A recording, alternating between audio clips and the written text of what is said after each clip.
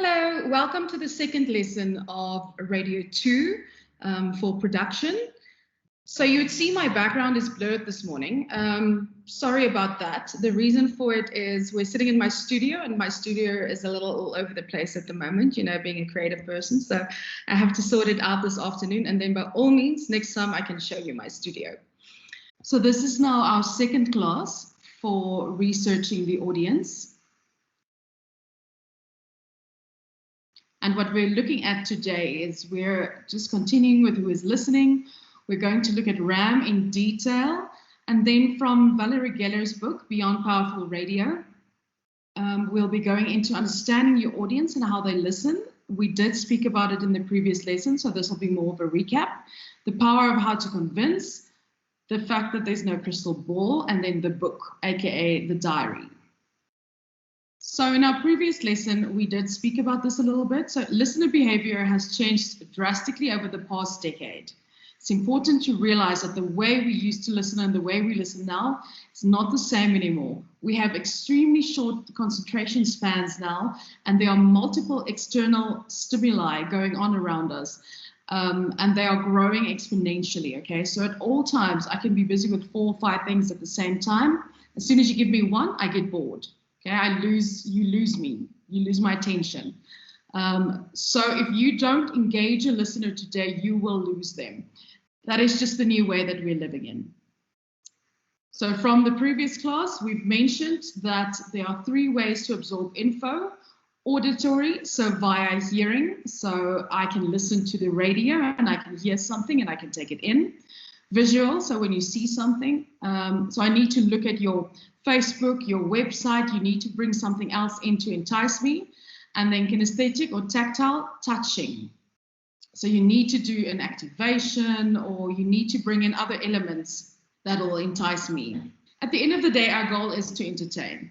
So it's to use the auditory tools in our on-air execution, use a website or a Facebook page, and then, like I said, find new ways to extend it out to tactile. It is important to realize how people take in information before trying to delve deeper. Most of us have one of these, a lot of people have all 3. So when you speak like this now, are you talking at your audience or are you talking to them? That might sound like the same thing, but it's not. So when I talk to you, I'm having a conversation with you, a one-on-one conversation. When I talk at you, I'm going over your head and I'm going to lose you completely because whatever I'm saying holds no value for you. So you have no reason to engage in what I'm saying. Being a presenter, it's really important that you understand how to engage with the listener and not just how to talk over them, in essence, how to talk at them. Over the years, when I've taught presenters how to speak on air, and we'll get into this much later in the year, I always tell them to find a face that they feel they can connect with and to post it on the wall when they're on air, when they speak, so that they can speak to the face that they've posted and try to imagine that it's a real person that's in the room and have a conversation with that face. But the reason why research is so important when it comes to this is because research can assist presenters and program managers when working with on-air talent and salespeople. Research can tell you exactly who it is that you will be listening to. Research can tell you exactly who it is that you are speaking with. And it can help program managers with content, with on-air content and programming to see how the programming should look. It'll obviously also assist the on-air talent or assist program managers and the on-air talent by seeing whether you have the correct presenters on the correct show. Because that's also a thing. A lot of the times the presenters might be a great presenter, but he or she might just not fit on the show where you've put them with regards to the audience that you have on that point. And that is something that research will point out to you. And salespeople will use it for advertising. The same thing. They'll do their research and see who the market is, who the target market is, and take that to the advertisers. In today's day and age, research is an extremely necessary tool of modern business. If you don't do your research on a company, how would you know who you're trying to sell to? How would you know who to approach for business? Or would you just go in blindly? You need to know who you're talking with. If done right, research can help you get ratings and learn the habits of your audience and grow the station in essence at the end of the day. So like we said, there is no crystal ball. There is no way of thumb sucking out some data and going, this is who my station is, this is my station's listener, okay? There's no way of looking into something and going, this is what the future looks like, this is who my audience will be. You need to do the research. But like we said, there is a lot of research out there already. Don't do it twice. So rather see if something has been done. If not, then you can start asking the questions, but asking the correct questions. And obviously, the way that you analyze and interpret the results is very important because you need to do it in such a way that it properly supports business intelligence and decision-making processes. Then remember the difference, what we said last time, between tracking studies and action studies. Knowing the difference between the two will tell you which direction you should go in next. And then lastly, know what you want and don't let the research company tell you any different. Do you really want to know? This is an important point. It doesn't help you bring in a professional and you pay a lot of money to have research done if you don't really want the answers. In Valerie Geller's book, she speaks about what happens in a case like this with the program manager that needed to actually replace one of his presenters, but it ended up not doing it. So he got the research, but he didn't really want the answers. And he didn't do anything about the problem at the end of the day. So according to Matt Hudson, research alone is no way to make programming decisions.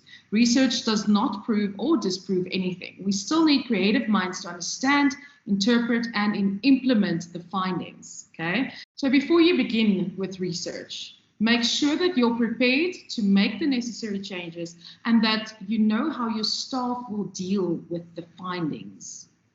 We'll be talking about the book later on in detail. So Valerie Geller refers to diaries as the book. Okay, so what she's actually talking about is RAM diaries or diaries. So keep in mind, at the end of the day, you can have all the research results in the world, but it will always come down to the people. Research is only a helpful tool. Chapter 11 of Next Level Radio. Okay, so who is listening? Okay, so like the homework I gave you in the previous lesson, we need to know who is listening. So when we look at people as a whole, as you hopefully would have seen in your homework, there are common themes that appeal to everyone. So everyone has similar interests in certain areas. So everyone likes clean sheets, or at least I hope we all do. We all hate traffic. We all hate queuing. We all hate ads at the beginning of YouTube. We all get bored easily, okay? So as you can see, there are things that we all have in common. So radio stations need to generate interesting topics that will appeal to the majority of their listeners. It's important to remember that demographics can limit our view of segmentation and can only get us as far as understanding the mass groups of the audience. We're going to go more in detail into demographics now, but keep in mind that when we split people by demographics, it still doesn't mean that I understand in detail who they all are. So if we were to list 5 points that run across the entire class and decide to apply them with you. So if we looked at 5 songs everyone liked, the 5 most important things to you in your life, 5 reasons you get up in the morning, we'd definitely find a couple of commonalities, okay? It's these themes, these specific things that radio stations focus on as their expertise. So stories where people succeed despite the odds is a big one. That's one that stands out. We love stories with hope in it because we all like to have a little bit of hope in us, and we all like to think that despite the odds, we will succeed. And we love stories with happy ending. It's just in us, okay, as people. It's all about the interesting topics that will appeal to the majority of the audiences. So that's what it's about. When we start looking at demographics, it's important to note that data may not represent an individual's experience, okay? It's very important to understand an audience in much more detail than simply putting them in demographic groups. Radio stations need to generate interesting topics, like I've just said, that will appeal to the majority of listeners. But we also need to look at the way that we do it. So demographics equals the study of demography, which equals the study of aggregates, not individuals, which is important for us right now. Stations appeal to mass audiences by finding topics and themes that people most care about or are most concerned with, and generating a radio style that presents alternative viewpoints and develops characters that different types of audiences can identify with. Okay, so that's what it's important right here. So things that come in here, think about the breakfast show that you listen to. For instance, if I think about the 947 Breakfast Club in the mornings, they're really good at this. So if they have a topic that they're talking about, whatever it might be, they always have different viewpoints. So Anele would come in with her viewpoint, and then Tembekile would have his viewpoint on it, and Frankie would come in, and then Cindy would come in.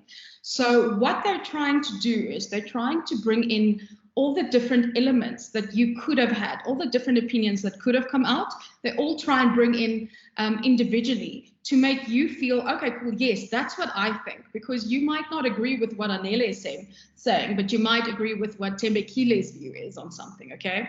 That's what they try and do. And that is how radio stations then grab you, how they connect with you, because they're still giving you your connection through one of those viewpoints. So think about demographics again. So let's say I was classed in the 30 to 35 white female class. That would not mean that I have the same interests as someone else that's a 30 to 34-year-old white female, because I don't have any kids where a lot of them might have kids. So they'd be more interested in families and children, etc. Whereas I'm more of a working woman and I love my dogs and my cats. They might be stay-at-home moms, and there's nothing wrong with either one, but we're interested in different things. So we're going to have different things that we'd want to talk about at the end of the day, because nappies for me, for instance, is something I hate talking about. I have nothing to do with them. There's no reason for me to discuss them, whereas I get it's very important if you have a child.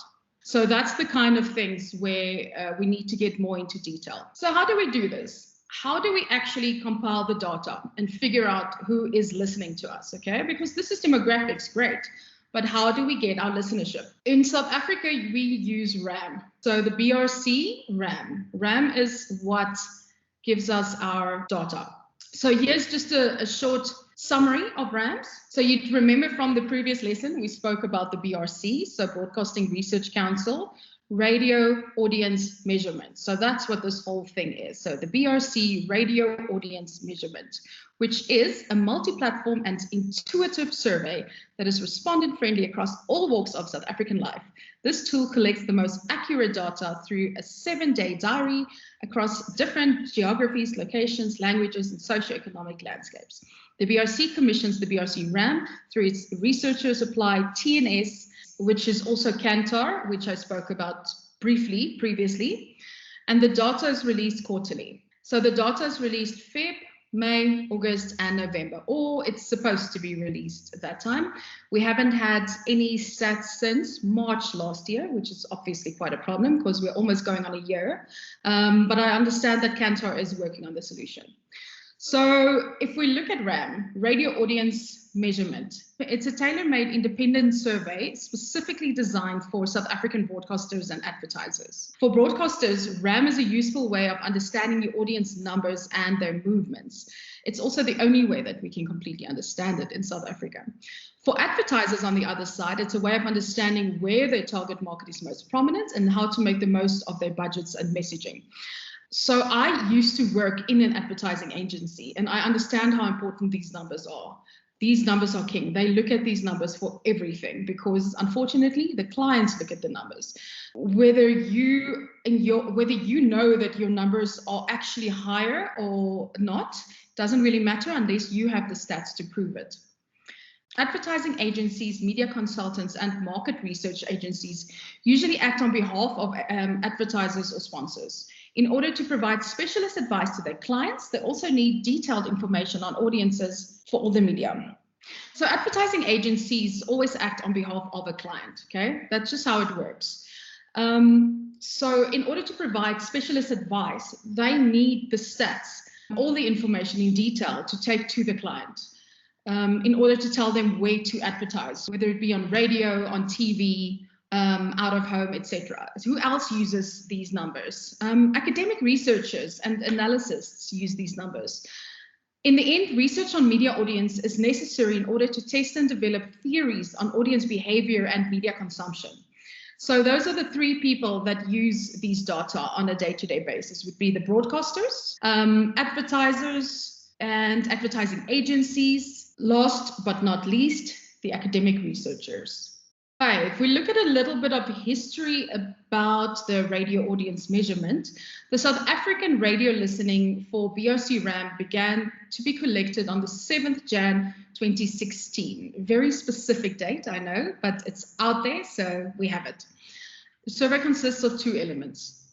The placement interview, designed to collect information about the household and individuals over the age of 15. Okay, it's important they only take data from people over the age of 15.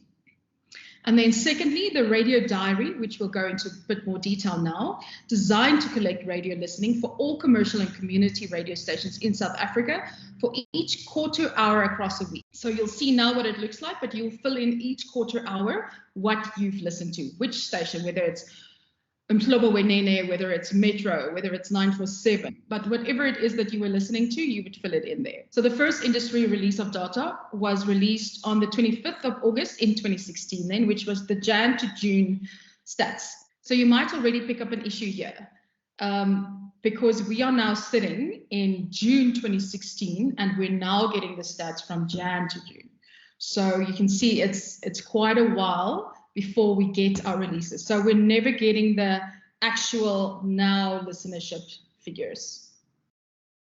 So as mentioned, the last stats that we have was from March 2020, which was, there was a 12-month rolling, but also obviously the quarterly ones.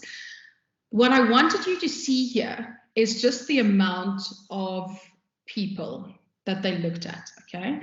So they're saying in South Africa, the population aged 15 plus listening to radio is 40.1 million, okay? Out of that, they do a random selection, a household flooding, which we'll talk about later, where they chose 15,173 households, which equals 61,187 individuals. And that is your sample group, okay?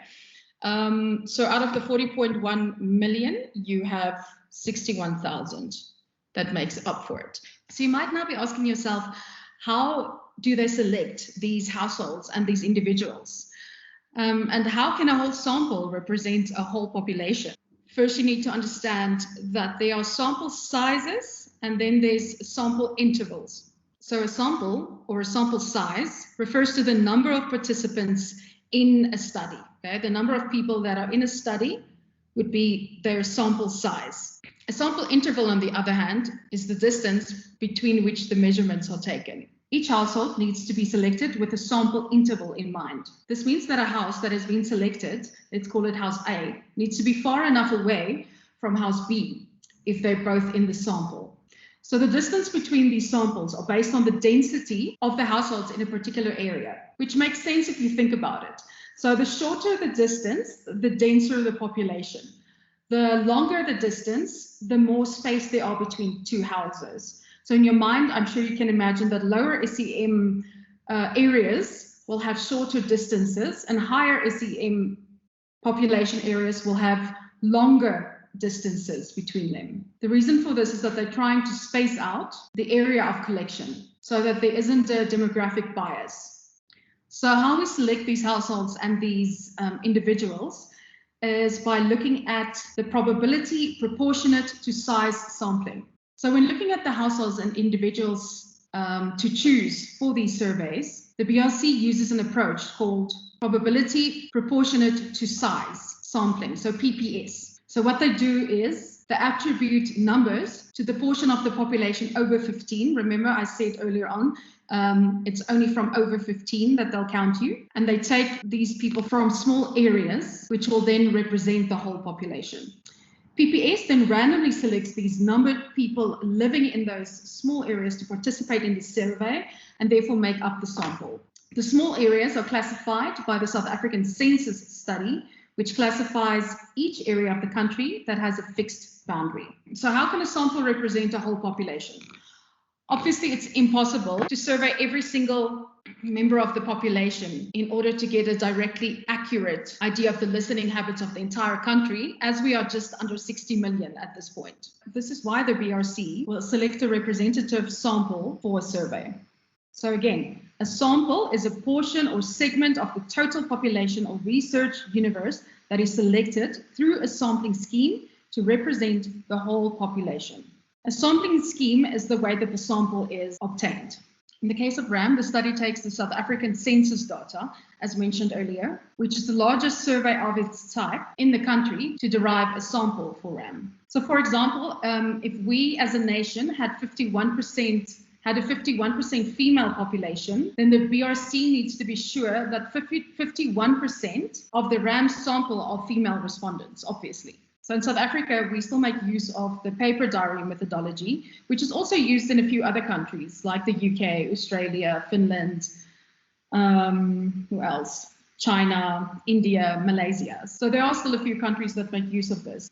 So if you look at our RAM diary, it measures the following: which radio stations the respondent listens to on each day of the week, how long the respondent listens to each station, where the respondent was listening to the station, what device they're listening on, and their favorite radio stations.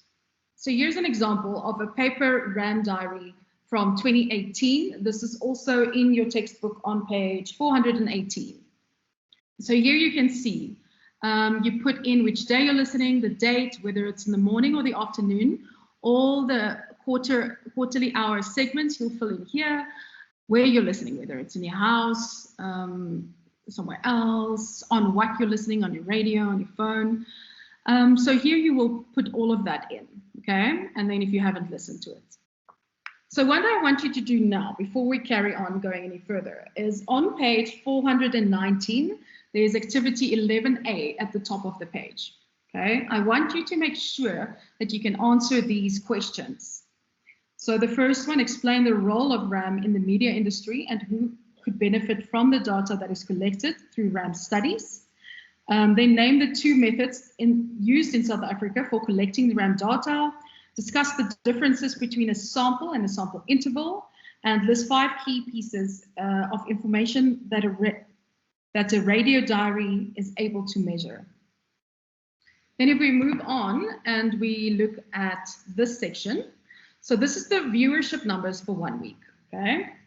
So what happens now is once I have all this data, they will collect the diaries, collate the data, put them in a nice Excel sheet, and then the data is given back to the radio industry in the form of a BRC radio station dashboard. So I still have an example of one of these dashboards that I'll find for you quickly, as I think it's something worth seeing.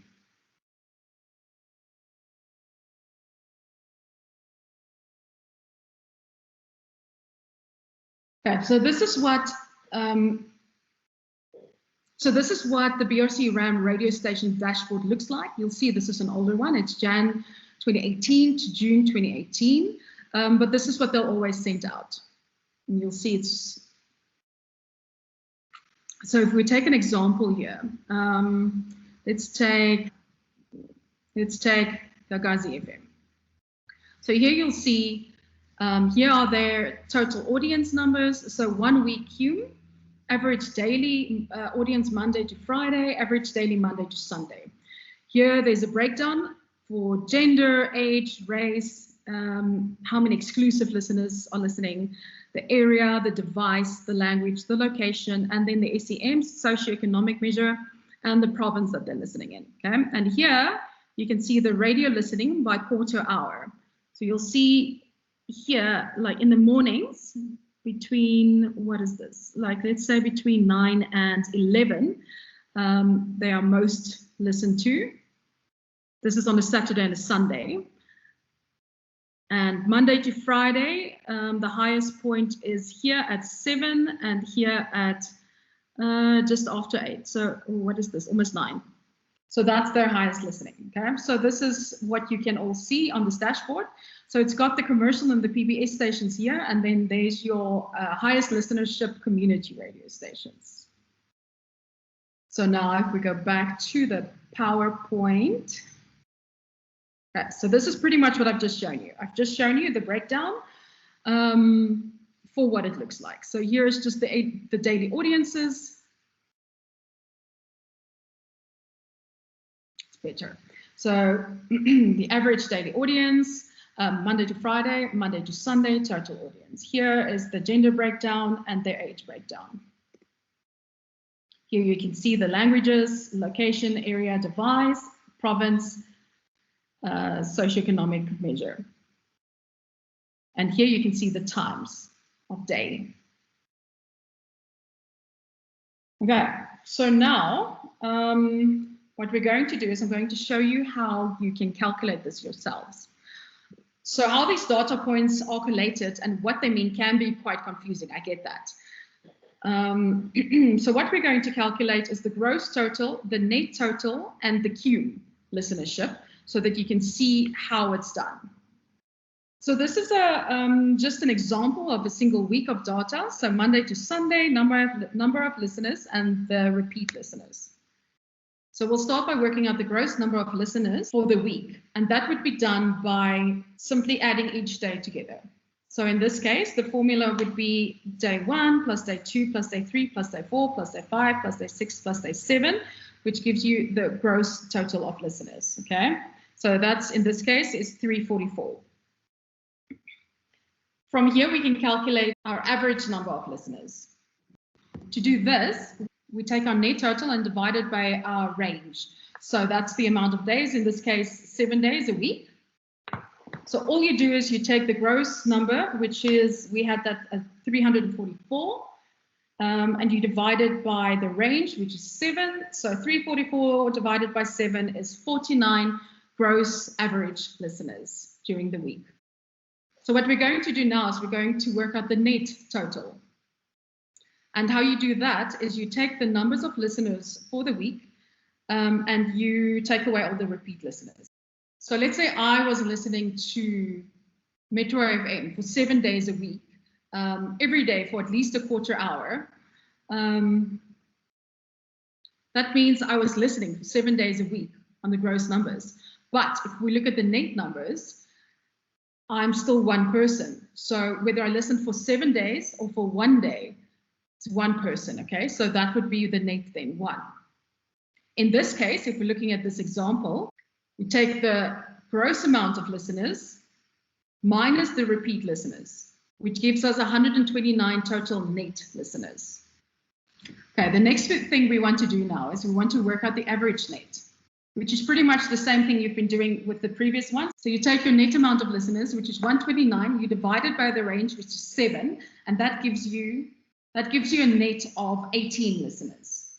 So now we have our gross and we have our net listeners. So our gross amount of listeners, in this case, like looking at this example over here again, and I know, I'm sorry, this is a lot of numbers, I get it, but you need to know how to work this stuff out. So gross is just plus, plus, plus, plus.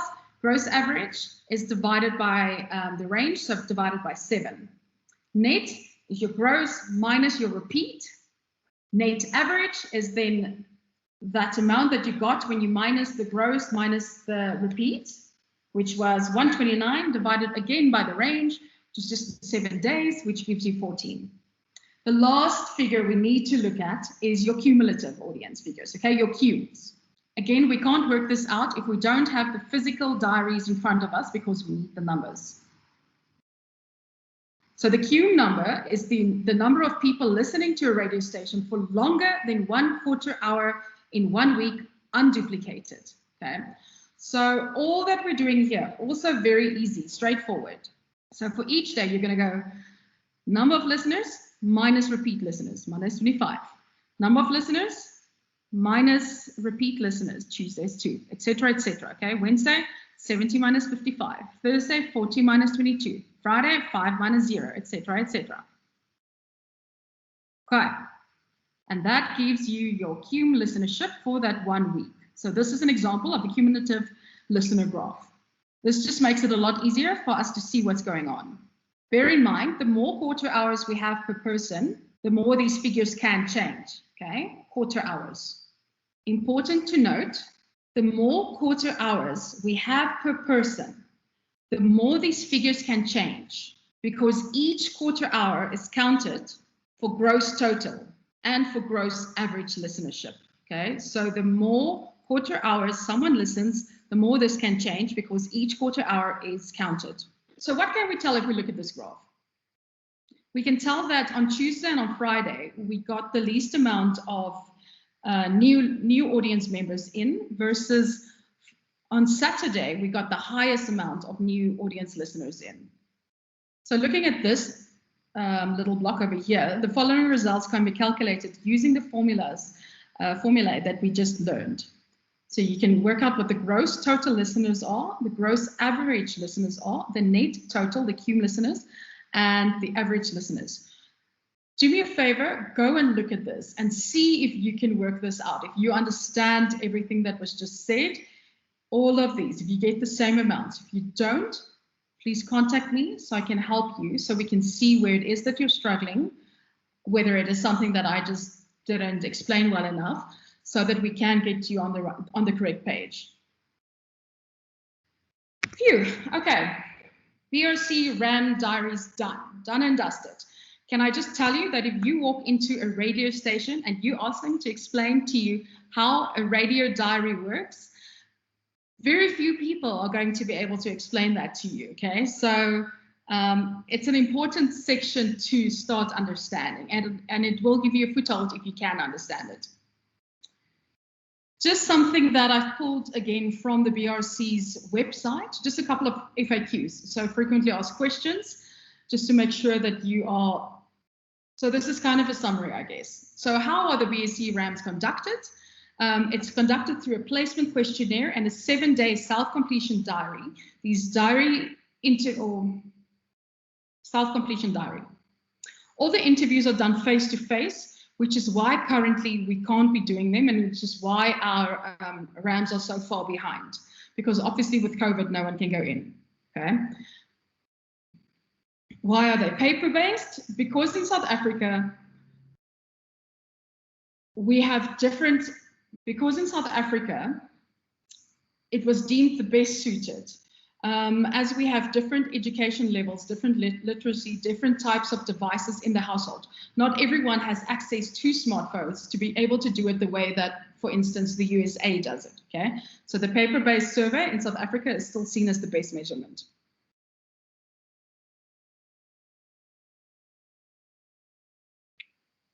So how do they decide who to include in these surveys? All the stations that are on ICASA's list, all the AM and FM stations are on the survey. The only ones that are not on there are the online streaming radio stations, which is something that is on the establishment survey and that they're looking at adding when it becomes more prevalent in South Africa.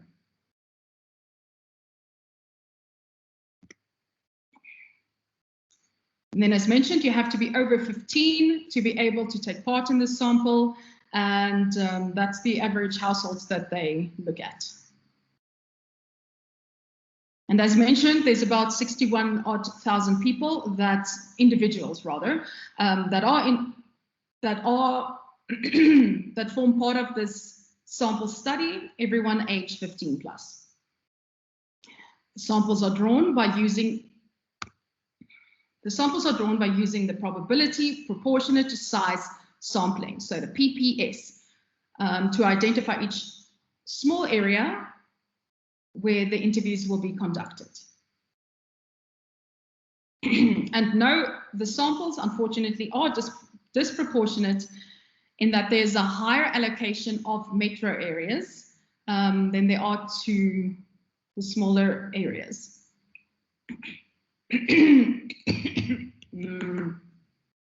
And then something that always comes up is, are the sample sizes proportionate? No, the sample size is disproportionate in that there is a higher allocation of metro areas, and this is something that community and campus radio stations always tend to bring up. And that brings us to the end of this lesson. I'm sorry, I realized this was a very intensive lesson. There's a lot of information in this lesson that you need to take in. So I encourage you to please go through this again. If you have questions, please let me know so I can assist you and help you through this, okay? It's important for me that you understand everything in detail that was going on. So we've already worked through the questions we've already worked through page 419 11A's questions, which I hope that you have answered. If you haven't already answered it for yourself, please do so. And then the other thing I want you to look at is on page 425. It's a short section on BRC. Just read through it. It's all just putting all the information together and making sure you know 100% what's going on as we move into the next lesson of research. So that's the end of this one.